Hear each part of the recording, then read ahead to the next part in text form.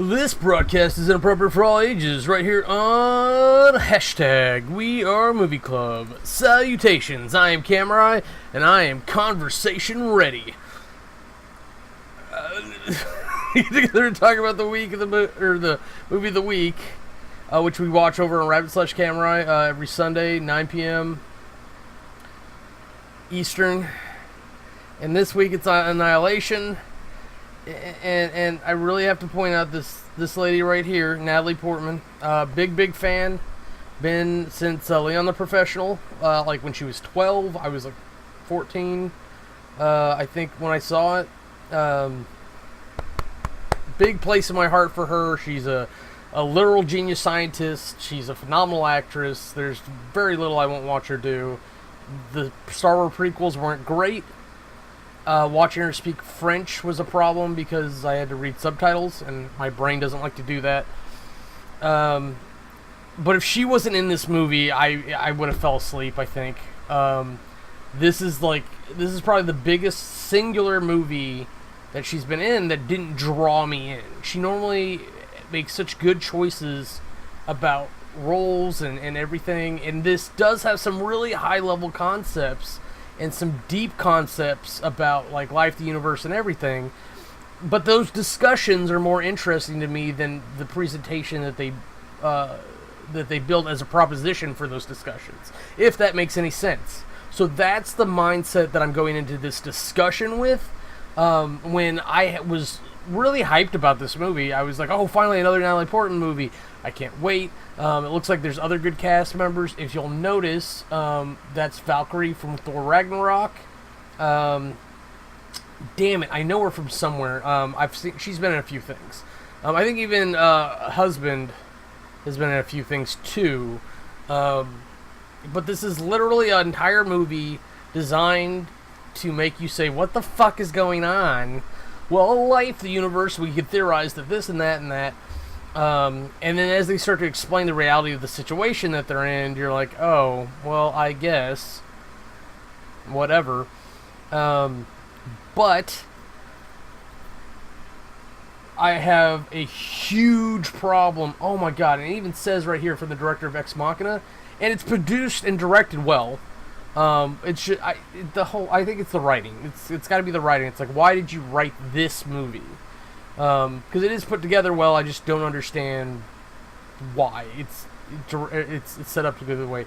But Annihilation, there's no annihilating happening in this movie. It's not a thing, and it's not even like a metaphorical annihilation about two different things coming together to destroy one another. It's about evolution, and like that's already a movie. I get that. Like you could co-opt the name, Evolution 2.0. The Shimmer would have actually been a great title. Is that a movie? Let's go to IMDb and find out.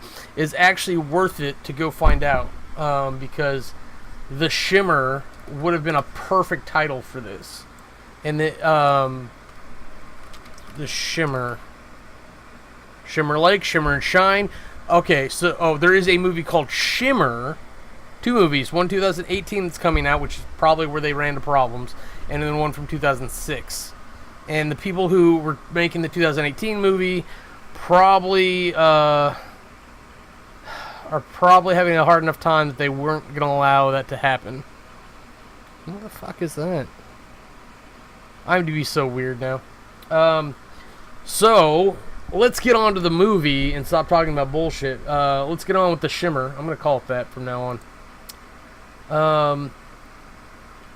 So the movie opens on Natalie Portman, great start, but she's dressed in white in a white room. It's very clearly like some kind of facility, and it reminds me of the video game Prey, where it's like she's in there and it's about experimenting on her with these things. So it's like immediately I'm expecting there to be aliens or something involved that are about to attack. So it's like, oh, and then it just drops immediately because it turns out she's just being interviewed by a guy in a hazmat suit, and there's really nothing to do for it. It's like, okay, sure. And apparently, like, it's one of those things where it's like it starts at the end of the movie, the movie starts at the end of the story, and we're asking to flash back. So this whole movie is her telling her account of the events that we're about to see. It's so complicated when people do this. It's so complicated to explain and talk about. It's not complicated to do, but apparently it's made clear that she's lived through some kind of impossible situation and that she doesn't remember much, despite whatever evidence she's brought back with her. Like, to the point where she doesn't remember what she ate while she was in there. Wherever there was. Because that's the thing, is like, we're playing a lot of, like, drip-feeding information, but we're not doing it well. It's very sloppily done. Like, we're blurring questions instead of answers. So, and then it opens on a light, which is a friction trail from something dropping into atmosphere. Which actually is a really cool shot. And I think that's the thing that drops like near or at a lighthouse. And that gets mentioned throughout the movie, and it's already been mentioned at the beginning of the movie. We open in a classroom, explain the scientific version of Adam and Eve, where it's about mitosis and how cells split. And like you have one thing that becomes two, and two things that become four. And that process happens over and over and over again. That's what happens to our cells to help build us, based on DNA instruction that gets ran over, very similar to how a computer reads a disk. It scans the DNA and acts actions as it hits them. But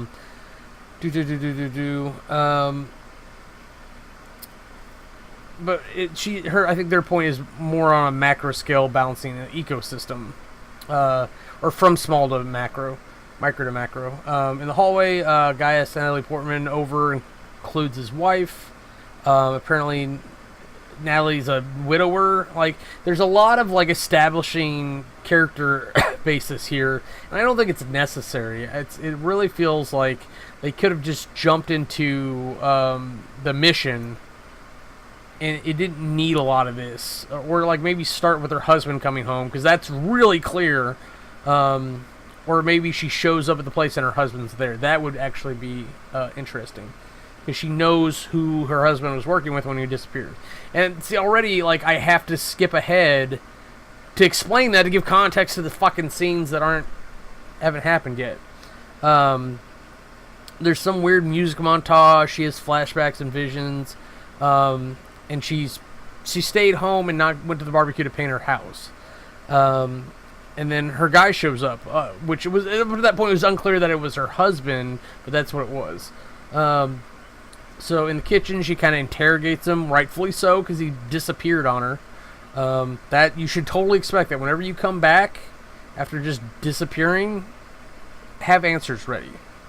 But he doesn't remember. He doesn't know much. He takes a drink. And starts bleeding into the glass, which is really kind of an odd way to deal with things. But so there's an ambulance. He starts seizing. Cops show up, or what looks like cops. Let's say that shows up to stop the ambulance. They actually take him. They sedate her. Who knows what they did to the poor EMTs? At Area X, because we're creative like that. Natalie's in an orange jumpsuit, prisoner colors. So apparently she's in a cell. It's like the nicest cell though. I've stayed at worse hotels. She's obviously under observation, whether it's through the one-way mirror or what. But psychologist comes in to talk to her, asks her about her husband, denies her a lawyer, which is always fun. To me, that always says, like, well, then I'm not saying anything, because you're just planning on killing me or keeping me prisoner, so I'm not cooperating. You don't cooperate with me, I'm not cooperating with you, because there's no self-interest. You could, like, cower and call self-preservation. Well, if it's a case where you have to preserve yourself, they're probably going to kill you anyways, so don't give them shit.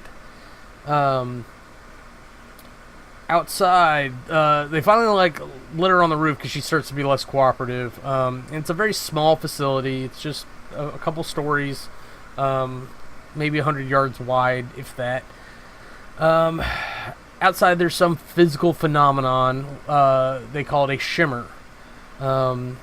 Nothing comes out. I don't know why I thought it was such a fun line, but like her husband's the only person or thing to come out, because I'm sure they've sent in drones, right? The way this mission is handled triggers me so badly. It's just the most inefficient shit ever. The first thing you do is you send a robot in like 5 feet, you let it sit there and come back, test it. If you are on a time crunch, set up a tent or something so that you have a building, let's put it in quotes, that's halfway in the shimmer, halfway out. If that works and the shimmer cuts through the building, then you put a team on either side so that they communicate to each other, and that you have a relay point for communication for expeditions out. That becomes the in and out point. Everyone goes in or out through that doorway. If the shimmer doesn't come through, you now have a portal to go through the shimmer without touching the shimmer. Reality, the shimmer is probably like the surface of the ether or whatever that's going through this phenomenon. But they sent military expeditions in. Nobody's come back. They sent like a half and half, like military science expedition, which her husband was on. Oh no, that was a military one. I apologize. And that was the last one they sent in. They're like, we're not wasting any more people unless like it's volunteer basis, because you can only throw in so many living soldiers to die. So, back inside the building, Natalie agrees to stay to be with her husband. Flashback. I barely paid attention to something where she's talking to her husband and they have a tickle fight. Very, very important to the story. I think they're trying to draw her humanity with her husband to make you relate to the situation more, so you're invested. It fucking didn't do shit for me. I've had tickle fights before. It's great.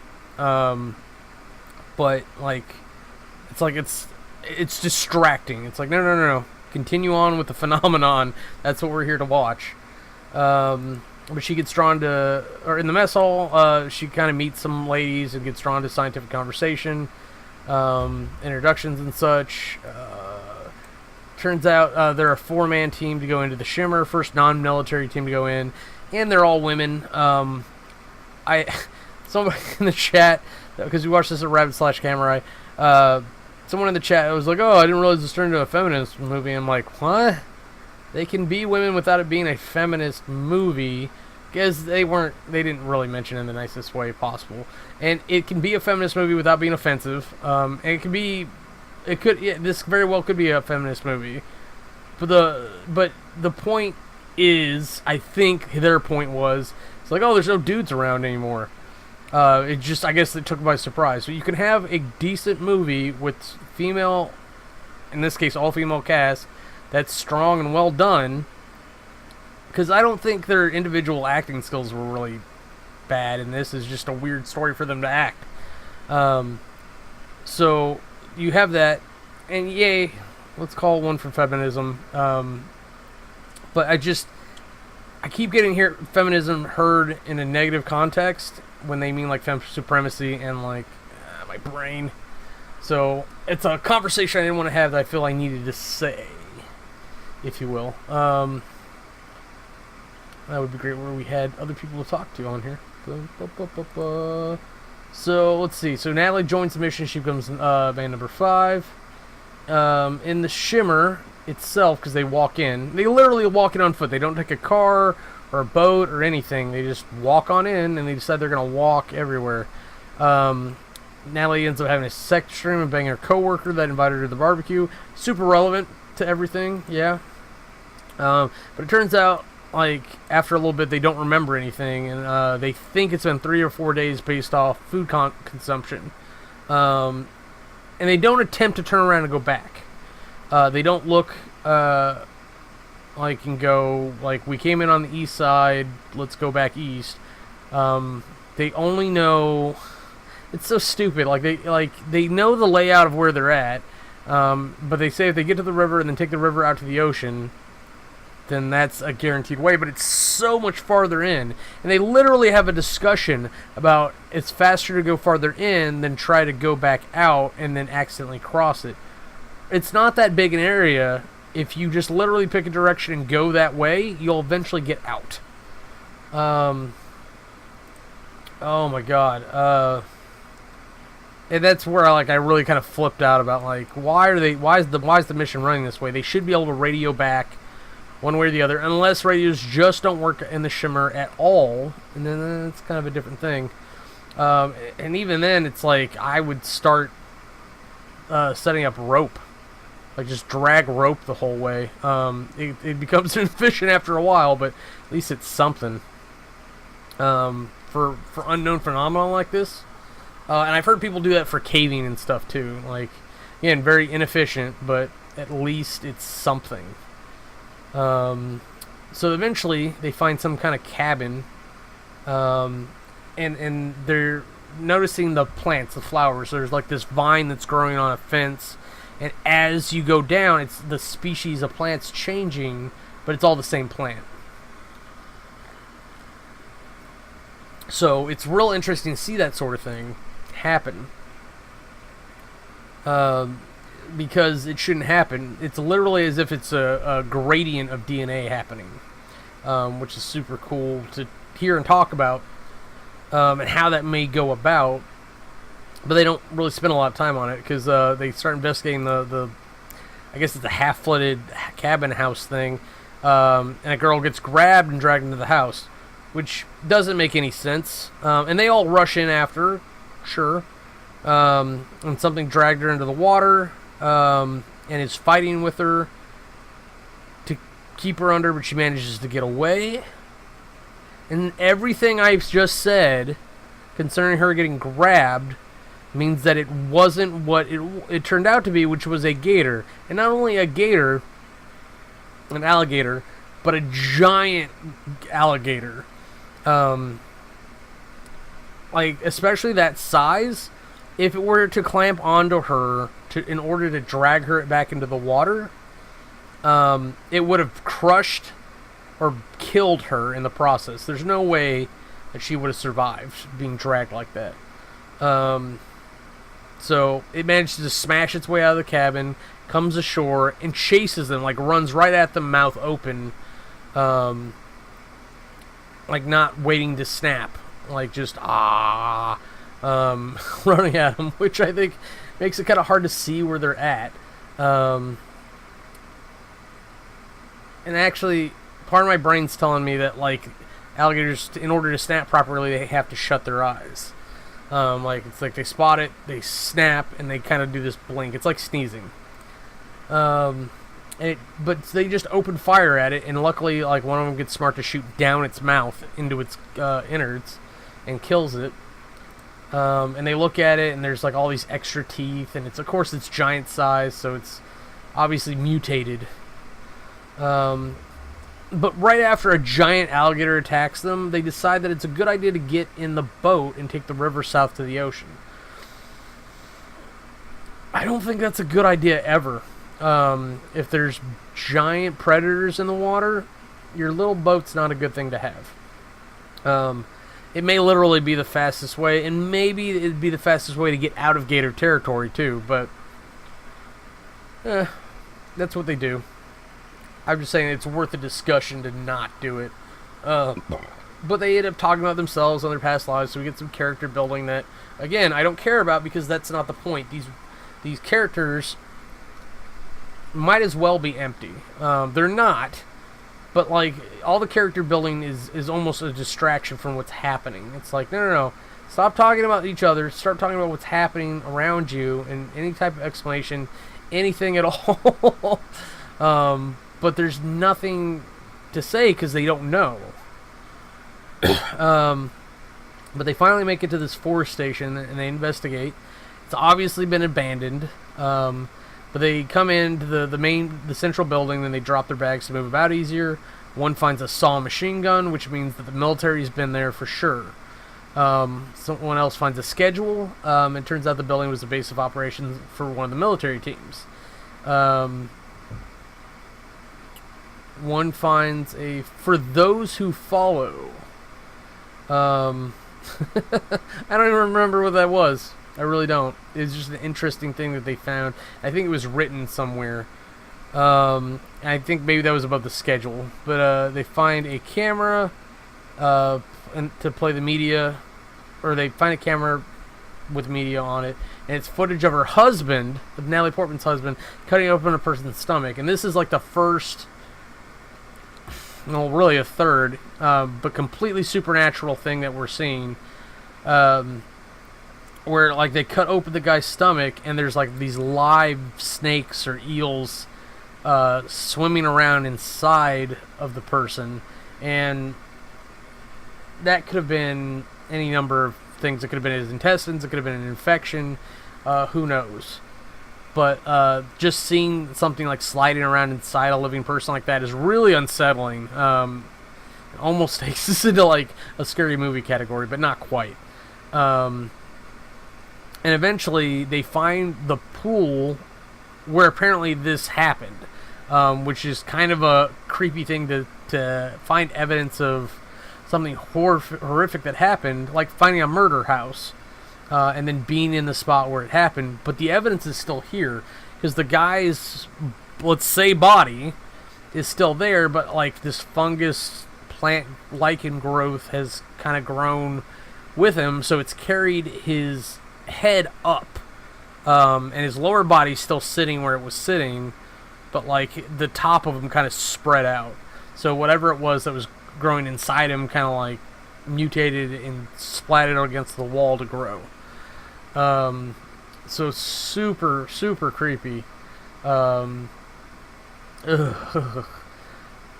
what blows my mind is that these are all professional scientists, and they decide to touch the water that this thing's sitting in, and then they touch the growth itself with their bare hands, and it looks like it's been months since he's been sitting there, and it couldn't have been more than like maybe a couple months, long enough for Natalie to like really get into being alone finally. So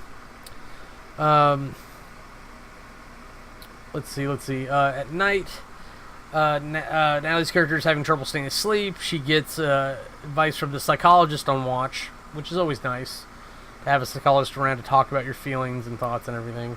And then apparently, Shepard, who was sleeping in the same tent as Nat's character, so confusing, this scene, like got up too, and I guess they met each other and they were talking, and then this giant bear sneaks out of the shadows in an open field, grabs Shepard by the shoulder with its mouth, and runs away. And nobody can do anything, because daytime hits and they all have some friction about what to do next.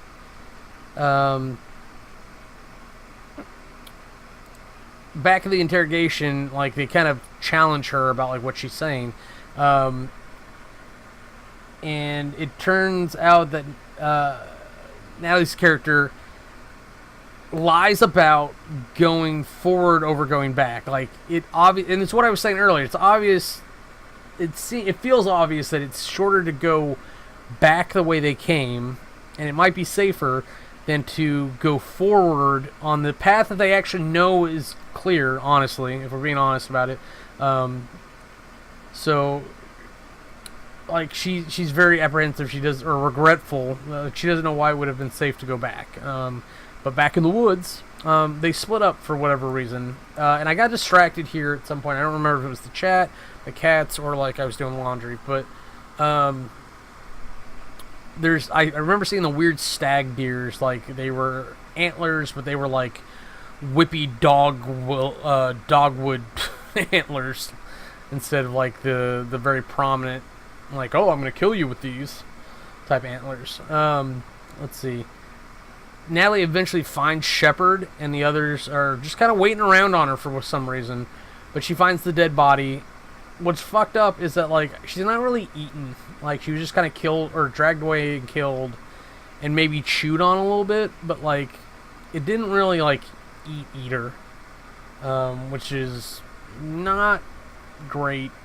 news, because that means that it kills for sport,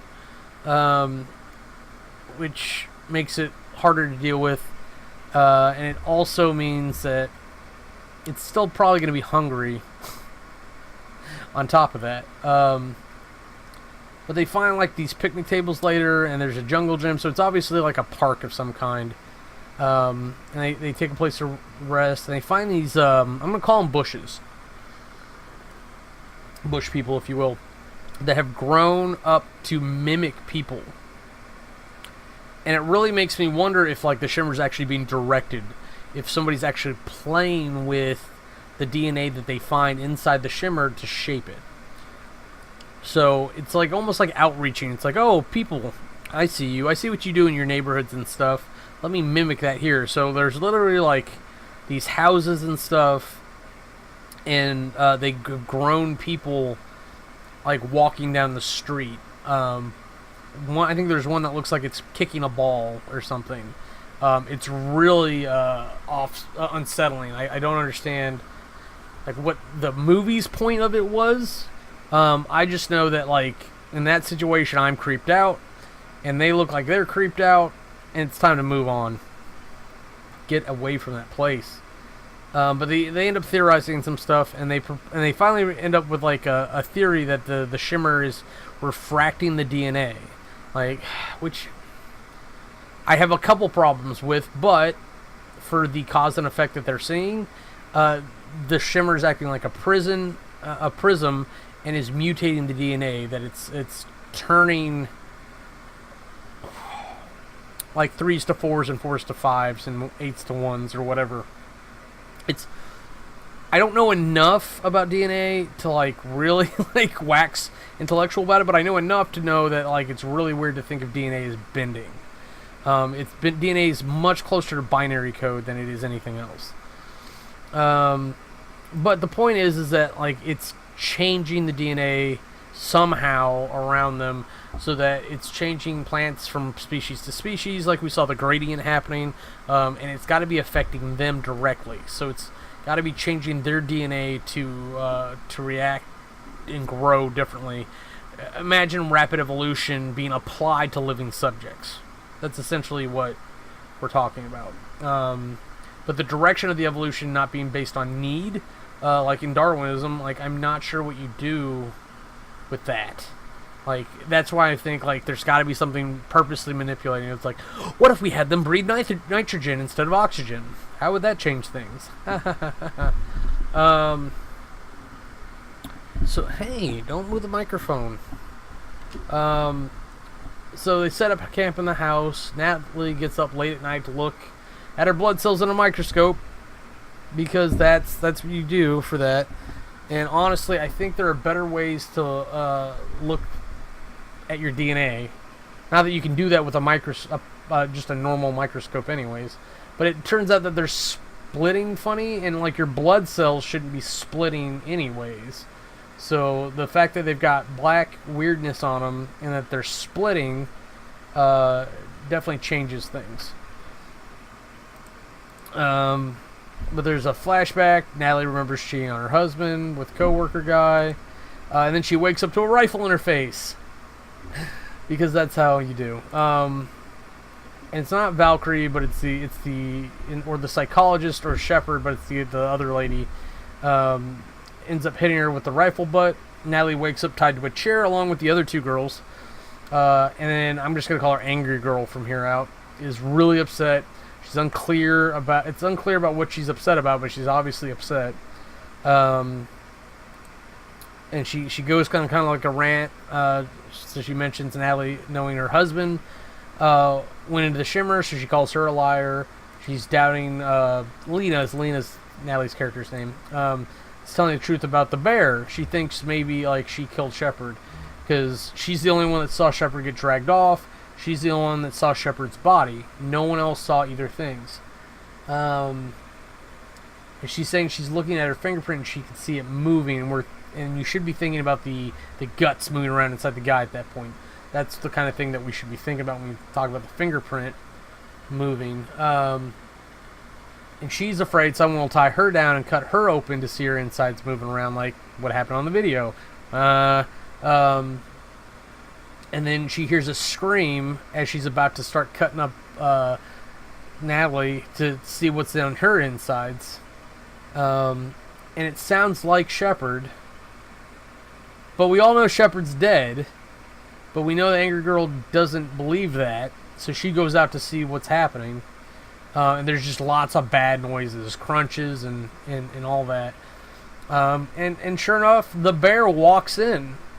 It found them.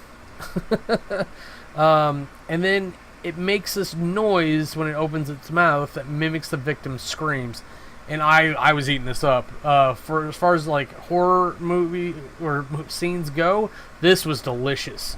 Because it's able to mimic the victim's screams. Of course, there's the movie Mimic, but more to the point, The Tomb. I'm gonna make sure that's the right movie that we're talking about this on here. Or maybe it's The Temple? No, The Tomb. 2009. Is that the one I'm thinking of? No, that is not what I was thinking of. What is it? The Temple? Shit. Oh, that looks closer. Hold on, let's confirm. Nope. Shit.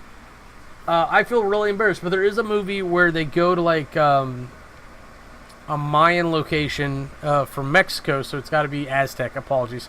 And they find this pyramid or whatever that has these plants on it that the natives are afraid of. So while they're there, I'll shorten it a lot. While they're there, the plants end up making this noise that mimics a cell phone sound. So they're able to mimic noise to draw people in to take them over, like to grow into them and turn them into food.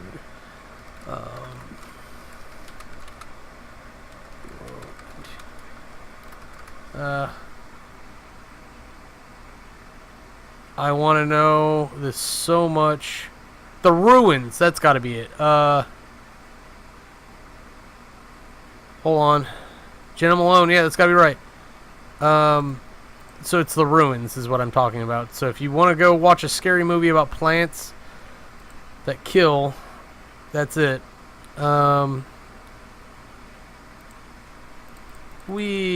just want to confirm. This is so fun to be right about this and do the callback. Yeah, because that's where, there's all kinds of fun, crazy shit that happens in this movie. And Jenna Malone's in it, so win for me. Okay, but back to Annihilation. Sorry, I totally got distracted. So the bear is making noises very similar to how the plants did, and I was just eating it up because I was like, oh. And so it slowly kind of circles and investigates the three ladies tied to chairs. I think it's mostly confused why they're not running or fighting, because that's what it's used to at this point. And it finally decides, like, oh, I'll chew on this one. And, sorry, my cat just did something funny. So it's going to, like, slowly bite down on the shoulder. And an angry girl comes in and lights the room up. So the bear ends up charging her. The other girls start trying to escape from the chairs. And the bear takes way too long to kill her. It's a lot of, like, backhanding her and slamming her around instead of biting and chewing. But it finally just pins her and then rips her jaw off, which, if you've seen bears fight, they try to do that. It's in the Golden Compass as well, which is where I was like, ugh! Like, is that a thing? And apparently it's a thing. But it's a crazy thing. I don't think it happens very often. But again, it doesn't start eating her. It just kind of kills her and then turns around. But by this point, the girls have gotten loose, and the Valkyrie, Josie, I guess, ends up using the full auto feature on the M4 she has to blow its brains out, which they wouldn't have full auto M4s. They could have full auto M4s, but it would be very unlikely. Just saying. But it definitely doesn't use the right sounds. It sounds more like a helicopter-mounted chain gun. If you're familiar at all with guns, like I get caught up in the sounds of it. M4s kind of make a popping sound, and so when you rapid fire, it's pop pop pop pop pop pop pop, and you can hear the hammer go back and forth. But when you do like a chain fed thing, it's the main, or not the main noise, but like it's a much more distinctive slamming for to fire the rounds and such. Plus, it's louder, so the distinction in the sounds bothers me on occasion. Let's see. Okay.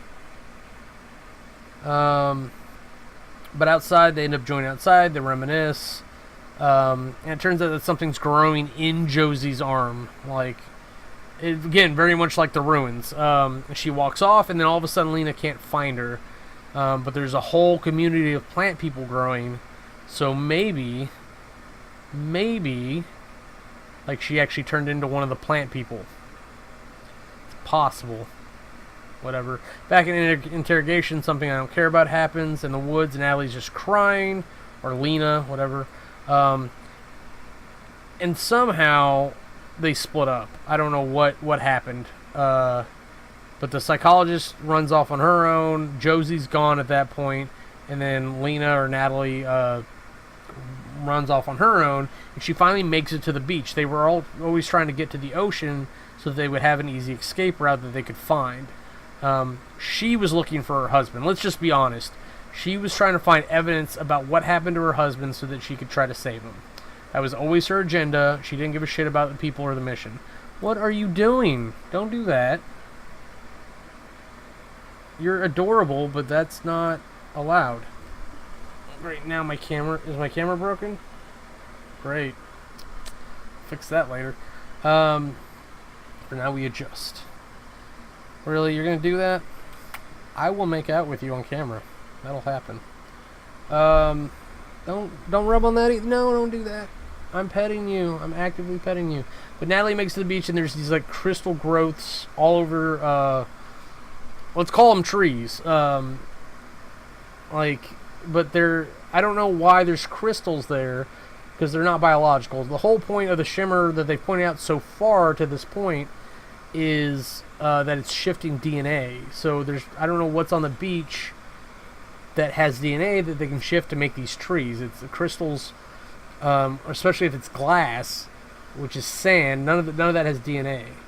But she finally makes it to the lighthouse, and the lighthouse was kind of her obsession because that got mentioned early on in the movie. That's where, or the thing her husband mentioned. That's apparently where the in-atmo drop landed, crashed, whatever you want to call that.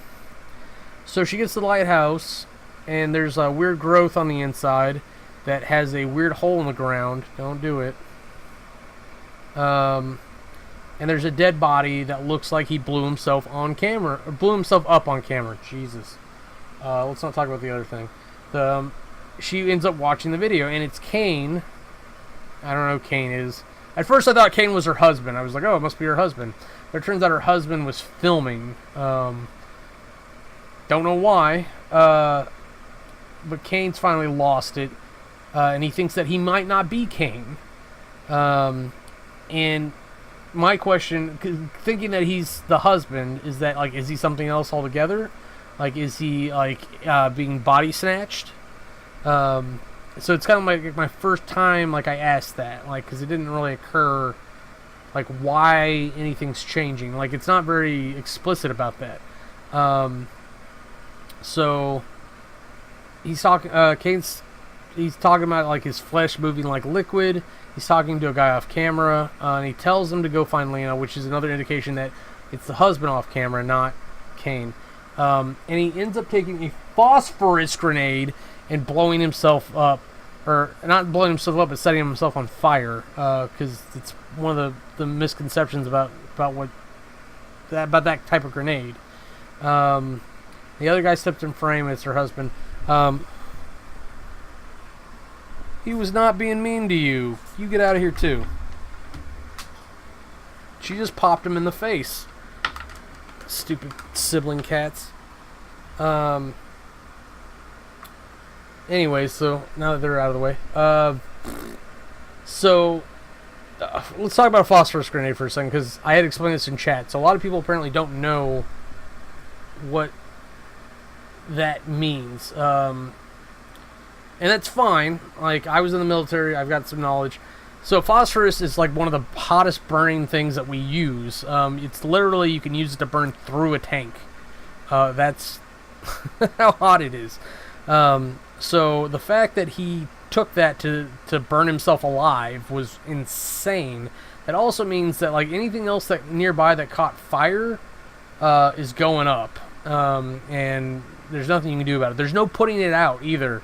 Once you've started a phosphorus grenade, that thing burns until it's gone. The only thing you can do is dig a hole and try to, like, tilt it in there, and wait for it to dissipate, because it'll start burning the ground as well. So it's amazing to me that this guy managed to use a phosphorus grenade to only burn himself and, like, a little bit of the building. And then it turns out he had another one in his lap still. No, it would have set the other one off, and that would have started burning too. But whatever, we needed it for the plot later. So there's the hole in the ground, and let's just be honest, it looks like an anus. And she approaches this anus hole thing, and she climbs in, and this seems like a good idea. And she goes through, and somehow the blonde psychiatrist is already there.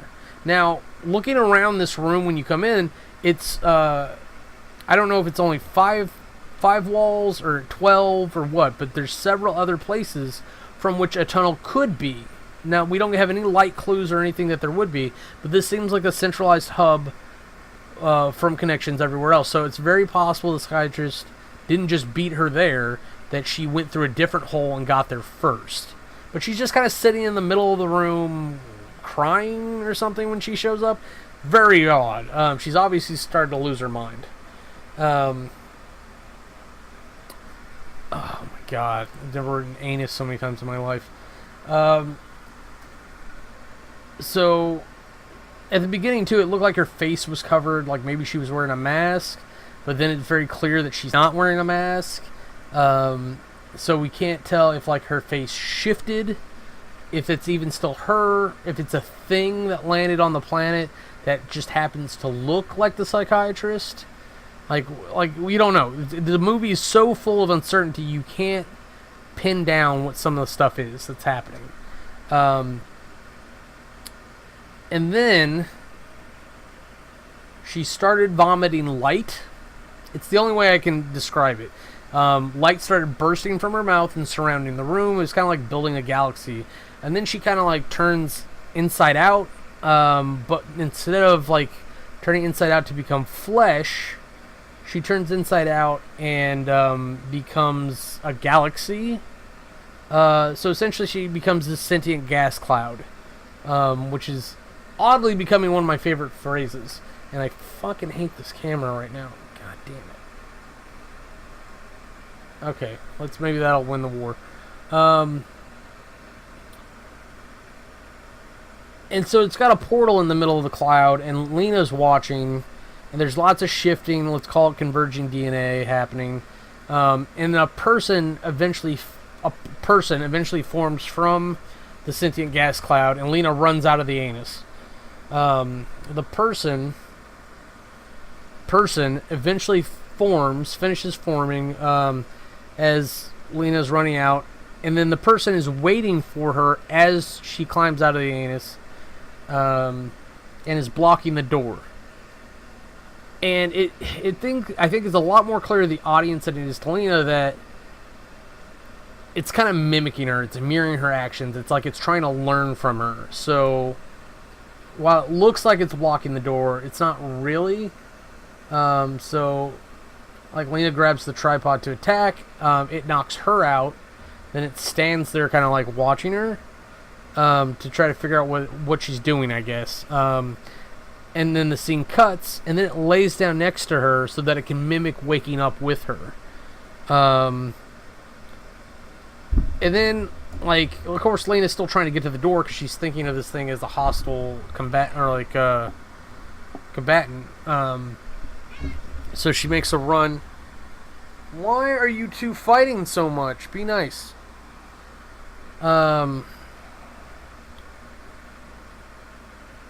Let's see. So she tries to like do some fancy footwork and make a run for the door, but it tries to mimic everything, but it ends up being like right behind her. So as she's running for the door, it runs for the door, and it accidentally kind of blocks the door from opening, but tries to take up the same space that she's taking up, which she physically can't do. So it kind of just humps her against the door. I hate to put it that way, but that's literally what it looks like. That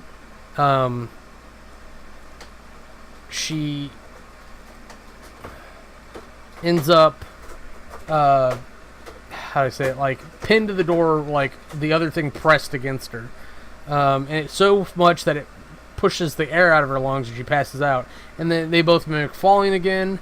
She wakes up, she's bleeding this time, and it's mimicking everything she does like a mirror. And it looks aggressive, but she finally figures out that it's not. And so sure enough, she reaches out for a phosphorus grenade, because for some reason there's still one there, and it wouldn't be there, but sure. And it touches Lena. I guess it reads her DNA that way, and it becomes her. And then Lena gives her new self the grenade.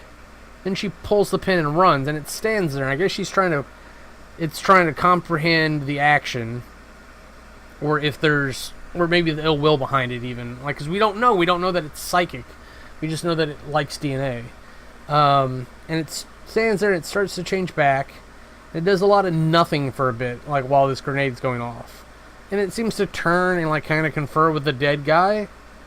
And I can't tell if it's looking at him going, well, he burned up, so I should burn up. Or if it's like, how did this feel for you? Is this going to hurt type of thing? Because we don't get words. It would be really interesting to see a version of this movie from the alien's perspective, or the entity's perspective, rather. But then it sort of kind of like runs and crawls, burning back to the anus basement, which of course, now that you've crawled into something under the lighthouse to set it on fire, it's going to burn the lighthouse to the ground. And then as it starts burning and dying, the trees fall. It's a real dramatic, beautiful thing. It reminded me a lot of the ending of Fight Club, where you're watching all the skyscrapers drop. Spoilers. So, and like someone else didn't get that either, so you're not alone if that happened. But back in interrogation, she's asked to describe its form. Is it carbon-based? What did it want? She doesn't know any of these things. She admits to attacking it, that it did not attack her. And she actually defends it, which is kind of a weird stance to take in the scenario, but in hindsight, like, it actually makes sense too. So it's like you don't know what to do with that. Or I don't know what to do with that, rather. And she claims that, like, it wasn't attacking everything, it was changing everything. She doesn't know much else. We don't know either. Like, we don't know what it was trying to change it to. But eventually she gets back to her husband. Her husband doesn't recognize her for a moment, but then they hug, and their eyes both do a thing, like they shimmer or something. And there are no answers. There's no answers or anything, which is the most frustrating thing with a movie. I understand if you want to retain some mystery, and that's the point of the movie, but it makes this movie feel empty the way they did it. I want some kind of answers. It was my whole problem with Attack on Titan, is that it gave me 100 more questions by the end of the season and no answers. And that's kind of how I feel like this. It's like we went in going to solve a mystery. We solved none of the mystery other than there's some kind of entity involved and that DNA was shifting. The only answers we got. And then, like, now we're left with, like, this cliffhanger of, like, now something that you don't know has happened to these other two. So either they're about to Adam and Eve all over the place and take over the ecosystem of Earth, which I think is what they were trying to propose. But we don't know because it wasn't confirmed. And it's not like we're talking about like, oh, there were ghosts involved. What were the rules of the ghost? But really, it's... I'm a whiny baby. Give me things I want. That's kind of how I feel. So the movie makes me feel bad about myself for wanting to understand it. So maybe I'll go and I'll do research and look for discussion videos on the matter, but the whole point of the movie is that I shouldn't have to do that to get like any explanation or any conversation going. Like you look at things like Rick and Morty, where it's like, oh yeah, I get kind of what's happening, and there's further conversation that like on those topics. Like that's all I wanted. Just be Rick and Morty. There's your movie lesson for the day. So that's gonna be it. Went on plenty long. So until you see us next time, have a nice day from us here at #WeAreMovieClub. Want to see anything else we're up to? Go ahead and click the annotations, and they'll take you to our other channels. Thanks for watching.